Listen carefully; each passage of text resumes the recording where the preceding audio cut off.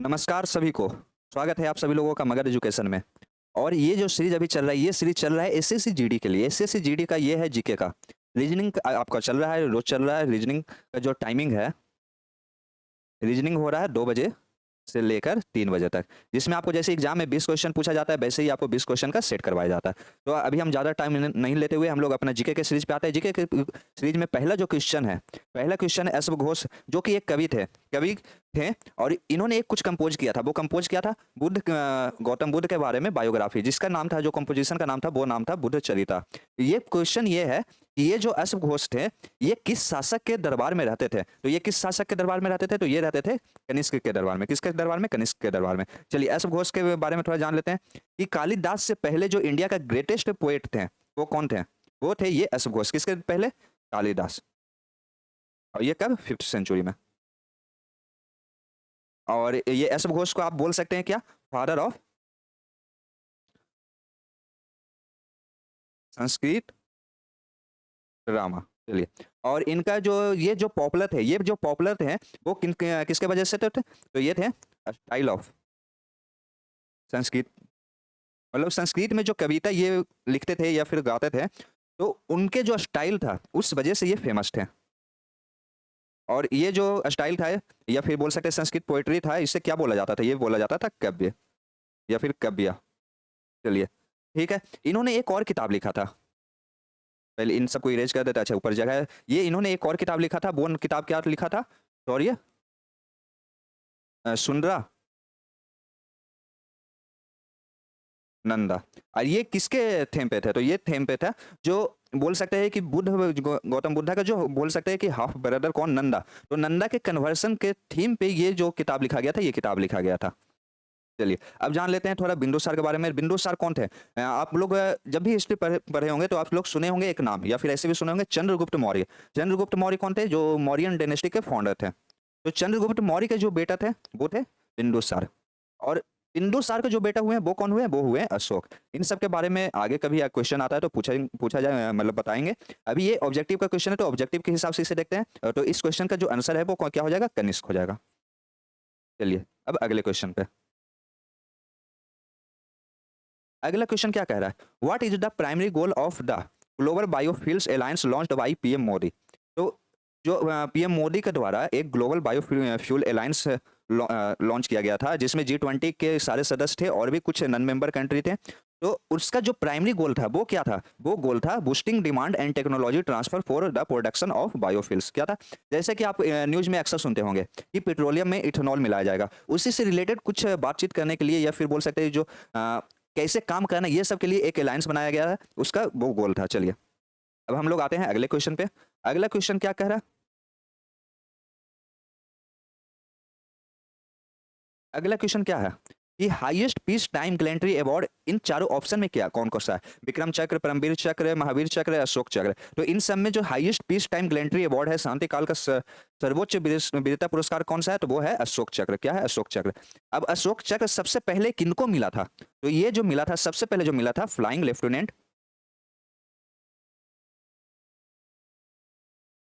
सुहास विश्वास।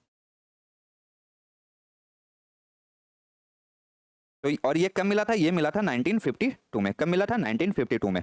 चलिए, अब देख लेते हैं वीर चक्र सबसे पहले किनको मिला था। तो वीर चक्र सबसे पहले मिला था ब्रिगेडियर हरबख्श सिंह। तो इन ये कब मिला था? ये 1948 में मिला था। अब इसके बाद देख लेते हैं परमवीर चक्र सबसे पहले किनको मिला था। तो ये मिला था मेजर सोमनाथ शर्मा को। ये कब मिला था? ये तब मिला था जब हमारे देश को आज़ादी मिला था, उसी साल मेजर सोमनाथ शर्मा को परमवीर चक्र मिला था। ये कब हुआ था? ये 1947 में हुआ था। चलिए, तो अब हम लोग अगले क्वेश्चन पे बढ़ते हैं। हाँ, अगला क्वेश्चन क्या कह रहा है? अगला क्वेश्चन ये है, the closed economy is the economy in which, इन चारों ऑप्शन में क्या है? कि सिर्फ एक्सपोर्ट ही किया जाता है, या फिर बजट घाटा कम है, या फिर सिर्फ इंपोर्ट होता है, या फिर कोई फॉरेन ट्रेड होता ही नहीं है। तो इन सब में कौन सा होगा? तो इसका एक एग्जांपल समझते हैं। जैसे मान के चलिए, ये कोई गांव है, या फिर कोई शहर है, या कोई देश है, ठीक है। अब इसके अंदर कुछ मैन्युफैक्चर हो रहा है, या फिर कुछ भी हो रहा हो, उसे हम मतलब नहीं है, बस ये समझने के लिए जैसे कुछ भी हो रहा। इसका कहना है कि जो हम अपने देश में प्रोडक्शन कर रहे हैं वो किसी देश के साथ नहीं बेचेंगे, या फिर जो भी हमारे देश का कुछ भी है वो हम किसी और देश के साथ व्यापार नहीं करेंगे, नहीं बाहर से हम कुछ लाएंगे, नहीं बाहर से कुछ लाएंगे, नहीं अंदर का सामान हम बाहर बेचेंगे। मतलब कि कोई भी तरह का हम फॉरेन ट्रेड, बाहरी लोगों के साथ कोई भी ट्रेड नहीं करेंगे। तो क्लोज्ड इकोनॉमी का मतलब क्या हो जाएगा, कोई भी विदेशी व्यापार नहीं होगा। चलिए अब अगले क्वेश्चन पे, क्वेश्चन नंबर 5। नरसिम्हा टू के रीजन में एक शासनकाल में एक मंदिर बनवाया गया था, ठीक है। और उस मंदिर में बहुत सारे हिंदू मॉन्यूमेंट थे। कहाँ पे मंदिर बना था, तो ये महल्लापुरम में। और ये कहाँ पे है, तो तमिलनाडु के कोरोमंडल पोस्ट पे। तो वो कौन सा मंदिर है, तो वो कौन सा मंदिर है, तो वो है शोर टेम्पल। कौन सा, शोर टेम्पल। हिंदी में देख लेते हैं, किनारे का मंदिर, थोड़ा सा गलती हो जाएगा, शोर टेम्पल। चलिए ये कहाँ पे है, तो ये located on cliff overlooking the Bay of Bengal. चलिए ये कहाँ पे है, ये तो आपको लिखा हुआ दिख ही रहा है, महाबलीपुरम। अच्छा ये महाबलीपुरम में है। चलिए और बोल सकते हैं कि ये जो मंदिर है, ये जो मंदिर है शोर टेम्पल, इसे यूनेस्को के द्वारा वर्ल्ड हेरिटेज साइट भी घोषित किया जा चुका है। यूनेस्को के द्वारा वर्ल्ड हेरिटेज साइट भी घोषित किया जा चुका है। ये कब किया जा चुका है, तो ये किया जा चुका है 1984 में। कब किया जा चुका है, 1984 में। ये और ये नरसिम्हा वर्मन टू जो थे, ये किस डायनेस्टी से आते थे, तो ये डायनेस्टी थे पल्लवा डायनेस्टी के। कब के, पल्लवा डायनेस्टी के। चलिए अब हम लोग आते हैं अगले क्वेश्चन पे। अगला क्वेश्चन क्या कह रहा है, टोक्यो पैरालंपिक्स 2020 जो हुआ था, उसमें सबसे ज्यादा गोल्ड मेडल, मतलब स्वर्ण पदक सबसे ज्यादा किस देश ने जीते थे, ऑस्ट्रेलिया, इंडिया, चाइना या यूएसए। तो सबसे ज्यादा जो जीतने वाले थे वो कौन, चाइना। कितने medal, 96 gold medal, 96 gold medal. अब पहला तो हो गया, तो दूसरा के बारे में भी पता रहना चाहिए कि सबसे ज्यादा दूसरे नंबर पे कौन सबसे ज्यादा गोल्ड मेडल जीते हैं, तो वो है ग्रेट ब्रिटेन। कितने मेडल, 41। और थर्ड कौन है, थर्ड है यूएस। थर्ड कौन है, यूएसए। तो थर्ड जो है यूएसए, ये कितने गोल्ड मेडल जीते, ये 37। ठीक है अब इंडिया के बारे में देख लेते हैं। अच्छा यूएसए यहाँ पे होना चाहिए, हिरन हो गया उसका हिंदी, चलिए कोई नहीं। तो इंडिया के द्वारा जो मेडल जीता गया था, क्योंकि आप एग्जाम दे रहे हैं इंडिया के में, तो इंडिया से रिलेटेड पूछा जा सकता है। तो इंडिया ने जो जीता था वो 5 गोल्ड, 8 सिल्वर और 6 ब्रॉन्ज। चलिए अब अगले क्वेश्चन पे, question number 7। East produces blanks, blanks में आपको भरना है गैस ड्यूरिंग रिस्पिरेशन। तो ये इसका आंसर क्या हो जाएगा, इसका आंसर हो जाएगा कार्बन डाइऑक्साइड, मतलब CO2। Question number 8। चलिए who was the Prathamesh Jawkar opponent in gold medal clash at the archery archery world cup final 2023। मतलब आर्चरी वर्ल्ड कप फाइनल जो हुआ था 2023 में, वो उसके मतलब कि उसमें जो फाइनल हुआ था, मतलब गोल्ड मेडल जीतने का होता है, मतलब फाइनल जो हुआ था वो प्रतिमेश ज्वाकर के अपोनेंट में कौन थे, तो ये कौन थे, ये डेनमार्क के थे। ठीक है और ये कौन, मैथियस फुलर्टन, जो डेनमार्क से थे। चलिए अगला क्वेश्चन क्या है, ई Gompa the largest centre of Buddhist training in the western Himalaya is situated in the state या यूनियन टेरिटरी ऑफ, मतलब इन चारों ऑप्शन में कौन से जगह पे, तो ये है कहाँ, जम्मू, हिमाचल प्रदेश में। कहाँ, हिमाचल प्रदेश में। और तो हिमाचल प्रदेश का जो कैपिटल है वो क्या है, हिमाचल प्रदेश का कैपिटल हो जाएगा शिमला। और एक और कैपिटल है इसका, हिमाचल प्रदेश का एक और कैपिटल है, वो क्या, धर्मशाला। कब होता है ये कैपिटल, तो ये होता है विंटर में। आप लोग कमेंट में बताइएगा कि एक और ऐसा कौन सा स्टेट है जिसका 2-2 कैपिटल होता है। चलिए आप लोग कमेंट में बताइएगा। जब तक क्वेश्चन नंबर 10 पे आते हैं।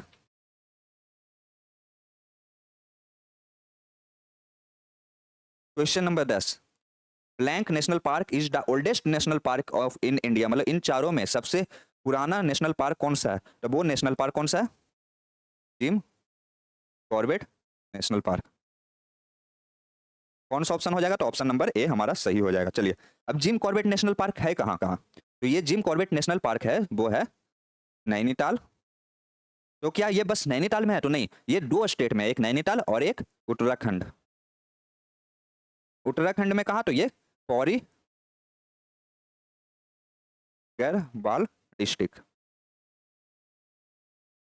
चलिए और ये कब स्टैब्लिश हुआ था, मतलब सबसे पुराना है, तो आपसे पूछा जा सकता है कि जिम कॉर्बेट नेशनल पार्क कब स्टैब्लिश हुआ था, तो ये हुआ था 1936 में। चलिए अब देख लेते हैं ये बनेरघट्टा कहाँ है, तो ये है कर्नाटका में। कहाँ?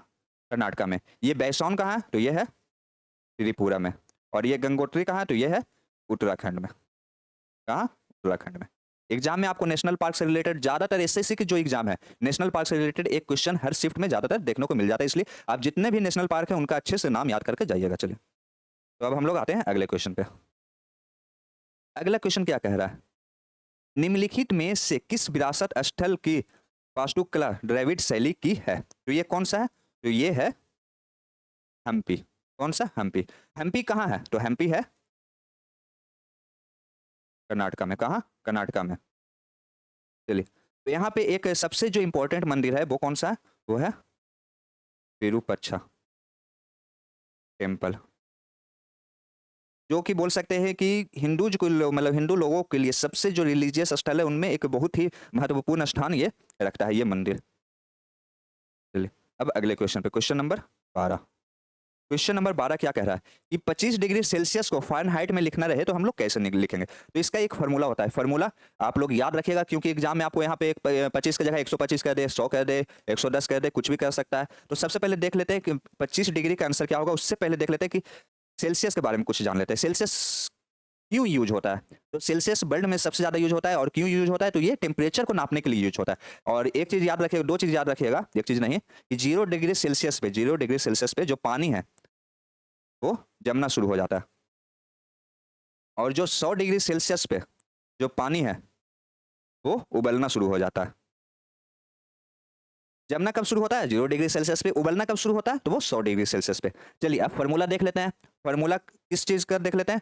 फ़ारेनहाइट निकालने का। तो ये फार्मूला है 9/5 गुना जितना डिग्री सेल्सियस आपको दे रखा है प्लस उसमें 32 जोड़ देंगे। तो 9/5 कितना डिग्री सेल्सियस दे रखा है, तो ये 25 डिग्री सेल्सियस 25 से गुना कर देंगे प्लस 32। ठीक है, अब ये ब्रैकेट में था तो सबसे पहले हम लोग ब्रैकेट से सॉल्व करेंगे। ऐसे भी गुना है तो इसी को सॉल्व करना था। ये कितना हो गया? 9 गुना 5 45, 45 प्लस 32 कितना हो जाएगा? तो ये हो जाएगा 77। मतलब कि बोल सकते हैं 25 डिग्री सेल्सियस बराबर हो जाएगा 77 डिग्री फ़ारेनहाइट। तो आप लोग कमेंट में बताइएगा कि 50 डिग्री सेल्सियस को हम लोग क्या कर सकते हैं, फ़ारेनहाइट में कितना लिख सकते हैं। चलिए, अब हम लोग अगले क्वेश्चन पे, क्वेश्चन नंबर 13। क्वेश्चन नंबर 13, जो क्रिकेट वर्ल्ड कप हुआ था कब हुआ था? 1983 में। ठीक है, ये कहाँ हुआ था? तो ये कहाँ हुआ था? ये इंग्लैंड में हुआ था। कहाँ हुआ था? इंग्लैंड में हुआ था। और ये कब हुआ था? 9 जून को। 9 जून को। ये वर्ल्ड कप कब कब से कब चला था? 9 जून से लेकर 25 जून को, 25 जून तक चला था। कब? 1983 में। ठीक है, अब सेमीफाइनलिस्ट में कौन कौन थे? आपसे पूछा जा सकता है कि इस वर्ल्ड कप में सेमीफाइनलिस्ट में कौन थे? तो इसमें थे इंडिया, वेस्ट इंडीज और इंग्लैंड और पाकिस्तान। अब इसमें विनर कौन थे? तो विनर थे इंडिया। कौन? जो 1983 का वर्ल्ड कप जो जीतने वाला था वो देश था इंडिया, हमारा इंडिया। और उस समय के कैप्टन इंडिया के कौन थे? सबसे ये भी क्वेश्चन बहुत बार एग्जाम में पूछा गया कि जो वर्ल्ड कप हुआ था 1983 में, उस समय के इंडिया के कैप्टन कौन थे? इंडिया टीम के कैप्टन कौन थे? तो ये थे हमारे कपिल देव। कौन? कपिल देव। चलिए, अब आते हैं क्वेश्चन नंबर 14 पे। क्वेश्चन नंबर 14 क्या कह रहा है कि क्या इन चारों ऑप्शन में क्या यूज होता है? सबसे कॉमन कौन सा है क्या नापने के लिए? ओजोन का कंसंट्रेशन नापने के लिए सबसे ज्यादा क्या यूज होता है? तो ये यूज होता है ऑप्शन यूनिट। अब देख लेते हैं कुछ जो एग्जाम से रिलेटेड बोल सकते हैं कि एक डॉप्सन यूनिट, 1 डॉप्सन यूनिट बराबर क्या होता है? तो ये होता है 2.69 इंटू 10 पे पावर 16 मॉलिक्यूल्स। ये एग्जाम में आपसे पूछा जा सकता है ऑफ ओजोन पर स्क्वायर मीटर या सेंटीमीटर। तो ये हो जाएगा सेंटीमीटर, याद रखिएगा। ये नहीं कि एग्जाम में आपको मीटर सेंटीमीटर दे दिया जाए तो कंफ्यूज कर जाए। ये हो जाएगा पर स्क्वायर सेंटीमीटर। बोलो, एक स्क्वायर सेंटीमीटर में एक डॉप्सन यूनिट का मतलब हो जाएगा कि 2.69 इंटू 10 पे पावर 16 मॉलिक्यूल्स होंगे। चलिए, अब आते हैं अगले क्वेश्चन पे, क्वेश्चन नंबर 15। क्वेश्चन नंबर 15 क्या कह रहा है कि राजा अशोक की बेटी का नाम क्या था जिसे उन्होंने बौद्ध मिशनरी के कर्तव्यों को पूरा करने के लिए नियुक्त किया था? चलिए, ये बहुत ही इंपॉर्टेंट क्वेश्चन है। तो सबसे पहले हम लोग आंसर देख लेते हैं। तो ये आंसर है संघमित्रा। चलिए, अब अशोक के बारे में कुछ जान लेते हैं। तो ये बोल सकते हैं जो अशोक थे ये किनका बेटा था? जैसा कि हम लोग शायद पहला क्वेश्चन में ही देखें, किसका? बिंदुसार। बिंदुसार के पापा का कौन थे? तो ये थे चंद्रगुप्त मौर्य। ग्रेटेस्ट इंपरेयर ऑफ, या फिर बोल सकते हैं ग्रेटेस्ट मौर्यन रूलर बोल सकते हैं किसको? अशोका को। और ये तक्षशिला और एंड उज्जैन के गवर्नर भी थे। ठीक है, अब देखिए अशोक का बहुत सारे युद्ध लड़े अपना, जो ऐसे ही वो ग्रेटेस्ट नहीं हो गए, वो अपना जो क्षेत्र था उनमें उनको फैलाने के लिए बहुत सारे युद्ध लड़े। तो एक युद्ध जो ये लड़े वो था कलिंगा वार, जिनके ये युद्ध के बाद ही इनके अंदर बहुत सारा परिवर्तन आया। ये युद्ध के बाद जब देखें कि चारों तरफ ही खून, जैसे बोल सकते हैं ना कि खून की नदी बहना, वो रियल में खून की नदी उसमें बह रहा था, तो उन्हीं को देख के इनके अंदर हृदय परिवर्तन हुआ। ये कलिंगा वार कब लड़ा गया था? तो ये लड़ा गया था 261 BC में, मतलब बिफोर क्रिस्ट में, मतलब कि जैसे पहले चलता था BC, फिर आया 0, फिर अभी चल रहा है क्या? AD। चलिए, ये जब उस जो नरसंहार हुआ था उसके बाद ये बोल सकते हैं कि अपने आप को बुद्ध, मतलब कि जो गौतम बुद्धा का जो लाइफ स्टाइल था उनके प्रति चेंज हो गया, क्योंकि बहुत सारा नरसंहार ये देख लिए थे। और ये जो बुद्धिज्म अपनाए थे, बुद्धिज्म जो अपनाए थे, ये किन के अंदर था? ये था उमा गुप्ता के। ये बहुत ही इंपॉर्टेंट क्वेश्चन है। ये उपा गुप्ता आपको बार बार एग्जाम में पूछा जाएगा कि जो राजा अशोक थे वो किन के अंदर अपना बुद्धिज्म धर्म अपनाए थे। चलिए, अब ये था कि हृदय परिवर्तन होने के बाद ठीक है वो अपनी बेटी को भेजे, लेकिन अपनी बेटी के साथ और किसको भेजे? तो ये अपने बेटा को भी भेजे। बेटा का नाम क्या था? तो बेटा का नाम था महेंद्र। और ये भेजे कहाँ? तो ये भेजे थे सिलोन में। कहाँ? सिलोन में। और सिलोन कहाँ है? तो सिलोन है श्रीलंका में।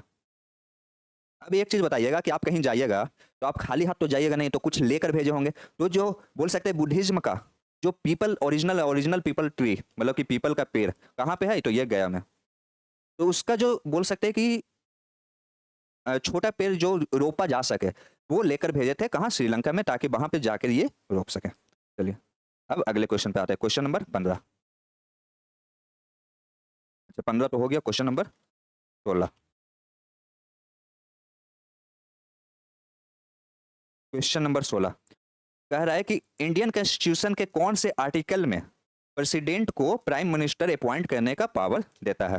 तो ये कौन सा है? तो ये आर्टिकल 75। कौन सा? आर्टिकल 75। ठीक है, अब बाकी तीन के बारे में देख लेते हैं। तो आर्टिकल 71 क्या कहता है? इलेक्शन ऑफ ए प्रेसिडेंट और वाइस प्रेसिडेंट। आर्टिकल आपको हर एग्जाम में, चाहे वो कोई भी एग्जाम हो, आर्टिकल से रिलेटेड क्वेश्चन पूछना बहुत ही कॉमन है। और एसएससी तो अपना बोल सकते हैं कि बहुत ही फेवरेट क्वेश्चन बना लिया। जो जो जो फेमस आर्टिकल हैं वो आपको एकदम बोल सकते हैं कि जो बोलते हैं ना कि एकदम रट्टा मार लेना है, कहीं कर कर जाना है। आर्टिकल 77 क्या होता है? आर्टिकल 77 जो गवर्नमेंट ऑफ इंडिया का जो बिजनेस होता है, बिजनेस जैसे बहुत बोल सकते हैं कि सरकारी कंपनी जो भी बिजनेस का देख रेख करती है वही डील करता है। और आर्टिकल 73 क्या है? तो आर्टिकल 73 में ये बोला जाता है कि ये पार्लियामेंट को पावर देता है कि आप कोई कानून बना सकते हैं।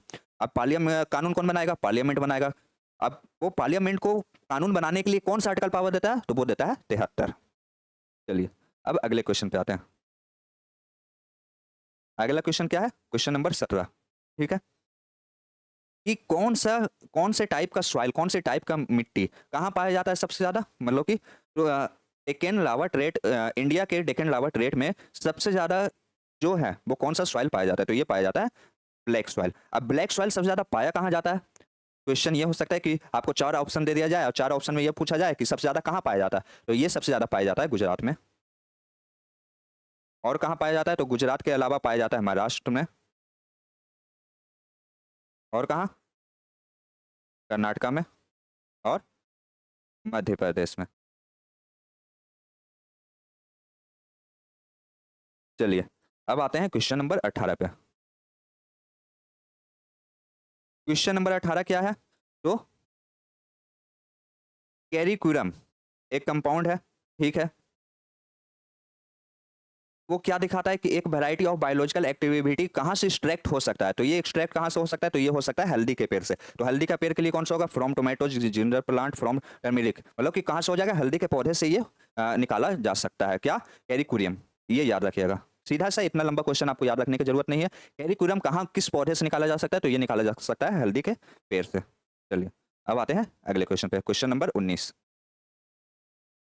क्वेश्चन नंबर 19 क्या है कि G20 स्प्रिंट का जो विजेता था उस किसे घोषित किया गया है, मतलब विजेता कौन है? तो विजेता जो है वो है कौन? हमारे रिजर्व बैंक ऑफ इंडिया। चलिए ये बिल्कुल सही है। टीम सेरेटियम लिमिटेड, ये गलत है, BIS। अब BIS का 2 फुल फॉर्म होता है, BIS का 2 फुल फॉर्म है, तो वो क्या क्या है? एक है बैंक ऑफ इंटरनेशनल स्टैंडर्ड, और दूसरा कौन है? Bureau of Indian standard. देखिए यहाँ पे बैंकिंग से रिलेटेड कुछ टर्म यूज हो रहा है, तो कौन सा हो जाएगा? Bank of Indian international standard.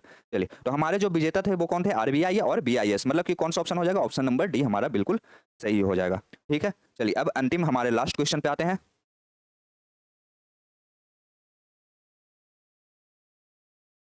चलिए लास्ट क्वेश्चन में क्या कह रहा है कि जो हमारे ये जो हुआ था मॉर्ले मिंटो रिफॉर्म्स जो हुआ था, ठीक है, उसमें क्या था कि वाइसरॉय को एक इंडियन मेंबर अपने काउंसिल में लेना था। तो वो पहले कौन थे जो उस वाइसरॉय के एग्जीक्यूटिव काउंसिल में ज्वाइन हुए थे? वो कौन थे? वो थे सत्येंद्र प्रसाद सिन्हा। कौन से? सत्येंद्र प्रसाद सिन्हा। चलिए, अब B.R. अम्बेडकर के बारे में तो आप सभी को पता है। B.R. अम्बेडकर कौन थे? ये ड्राफ्टिंग कमेटी के चेयरमैन बने थे। किसका? ड्राफ्टिंग कमेटी के चेयरमैन। ठीक है, और ये कब बने थे? ये बने थे 29 अगस्त 1947 को। कब? 29 अगस्त 1947 को। चलिए, इसी के साथ हमारा आज का जो ये वीडियो है, हमारा जो क्लास है वो खत्म होता है। हमारा 20 क्वेश्चन खत्म हो चुका है। आपको जल्द ही इसका क्लास 3 भी आपको देखने को आपको इसी चैनल पे मिल जाएगा। अगर आपको ये वीडियो अच्छा लगा हो, आपको लग रहा हो कि एग्जाम में ये सारे क्वेश्चन आ सकते हैं, या फिर आपको एग्जाम से रिलेटेड ऐसा लग रहा हो कि ये आपके लिए बेनिफिशियल है, तो आप चैनल को सब्सक्राइब कर दीजिए और ज़्यादा से ज़्यादा लोगों के साथ क्या करना है? ज़्यादा से ज़्यादा लोगों के साथ शेयर कर देना। चलिए, और सबको सबसे मेन चीज़ की हैप्पी दिवाली। क्या? हैप्पी दिवाली। अभी दिवाली का चल रहा है, आज छोटी दिवाली है, सबको हैप्पी दिवाली। चलिए, थैंक यू।